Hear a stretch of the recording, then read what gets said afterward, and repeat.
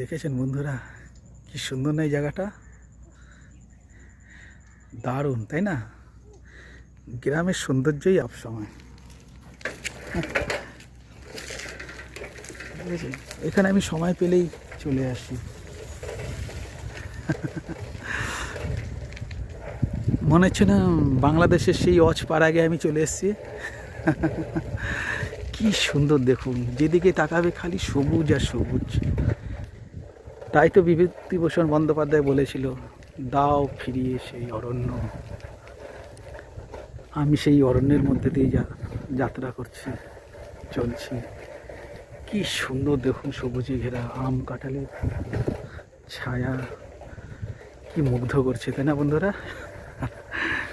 উফ দেখুন, তাই তো কবির ভাষায় এই বাংলার মাটিতে জন্ম আমায় দিও, তাই না? দেখুন বন্ধুরা, না হ্যাঁ, কি সুন্দর লাগছে তাই না বলুন, প্রাকৃতিক সৌন্দর্য।